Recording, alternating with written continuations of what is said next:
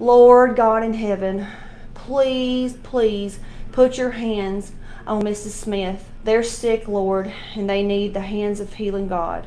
It's just always negative and woe, want. What is it exactly that you're seeking? You really think that you don't have within you higher and better and direct access to this higher being that you're asking people of low vibration to pray for you? What if they're tapped into some negative shit? I'm not...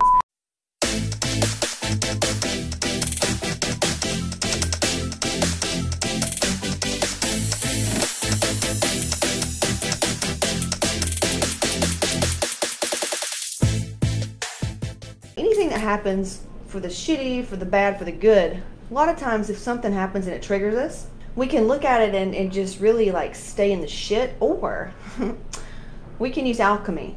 And that's where we take it, maybe an undesirable situation, emotion, and we transform it, transmute, transcend, okay? We benefit from it. That's the true meaning of alchemy, turning wine into water, lemons into lemonade, spiked. So there was someone, and this has happened many times. This was not just one person. This is hundreds of people at this point, including myself. You know, like some days if you're ever late for an appointment and you get there and the first thing you want to do is blame the person in front of you for going slow, or it's always, you know, something that happened that caused you to be late. Well, I need you, instead of thinking like that, I need you to start taking full responsibility.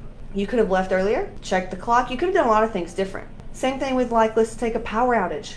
You know, you could have had a generator and you wouldn't have been without power. Do you see what I'm saying? It takes you out of victim, puts you in a whole different position, victor.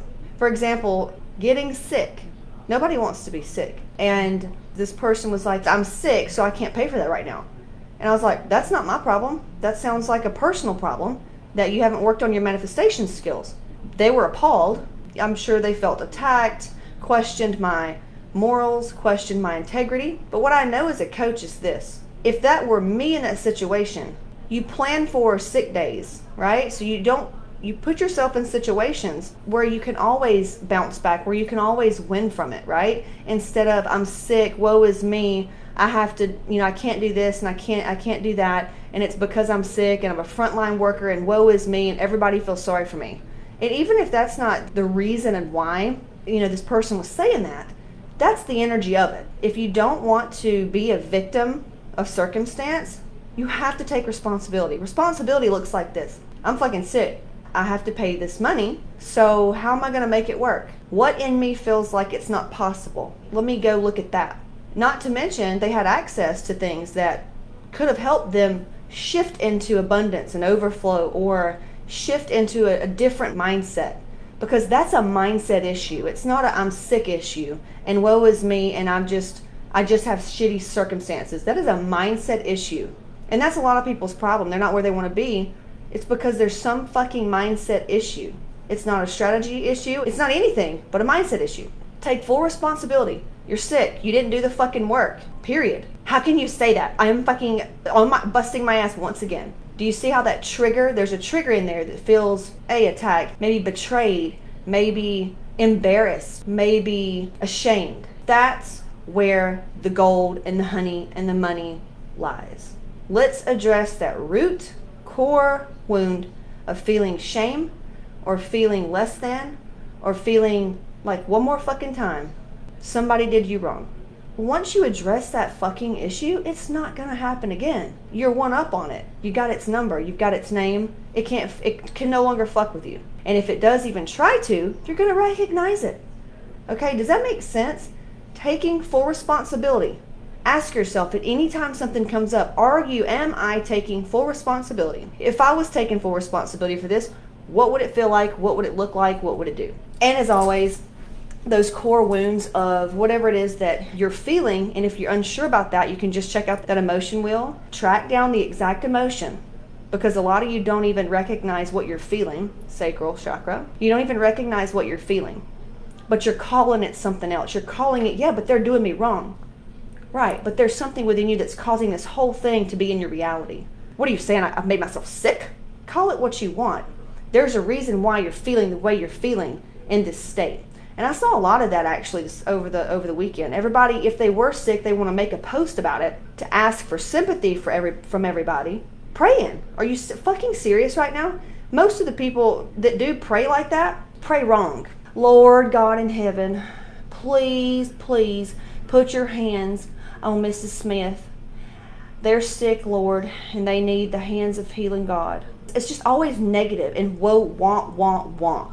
How about we put some spin on that shit like Missy Elliott? We flip it and reverse it. And we speak health into that person. We speak health into them. We speak, hey, everything's going to be okay. You're going to get on the other side of this. You know, God, give her strength, see her through. Make sure she has what she needs. Give her what she needs. Give her strength. Give her comfort, and whatever, right? Those types of prayers. But the fact that the person would even put this out there, I've got a headache, pray for me. That's also a mindset issue, because what is it exactly that you're seeking? You really think that you don't have within you higher and better and direct access to this higher being that you're asking people of low vibration to pray for you? What if they're tapped into some negative shit? That's kind of like a funny joke on it. But do you see what I'm saying? Underneath this thing that causes these triggers to get done wrong by people, or feel mistreated, or feel misguided, or feel blah, blah, blah, blah, blah, there's an underlying feeling to that. There's an underlying issue. That's the root. That's the fucking core. Let's go down there. Let's repair it. And you go in, you find that belief of, you know what? Yeah, this feels like one more trust thing where I put my trust in somebody, or I put my trust in this or whatever, and then boom. You know, I don't know. You're only going to know that. And if you want the specifics, you're going to have to do a coaching call. But what belief would this be? What belief would this be? I always go above and beyond just to end up shit on. Okay? Which would also get beneath there would probably be embarrassed, ashamed. There's a lack of acknowledgement. You feel unseen. You don't feel heard. You feel unimportant. You feel unimportant. Some of you don't really understand where this came from, because maybe you think you had loving parents. That's where the emotional neglect comes in, where a lot of you don't even know you were emotionally neglected. And that's in the Running on Empty book. Start with chapter 6 and finish that out. That will kind of like open you up a little bit to realize, oh shit, there's a lot of things there that I did not even know was an issue. So you can start giving yourself those things, because some of you don't even know, you're not even aware of things that didn't happen to you. All you know is, oh my God, my reality, there's this big fucking problem in my current reality. Taking responsibility goes, let me sit with this. How do I feel? This feels XYZ. And you get with that, you sit in those nasty fucking feelings, and you figure it out. And if you need help, that's what the coaching calls for. That's what this group's for. You pay for Hotmomz high-level coaching for a reason, and it's to get access to my energy, one-on-one. So take advantage of that.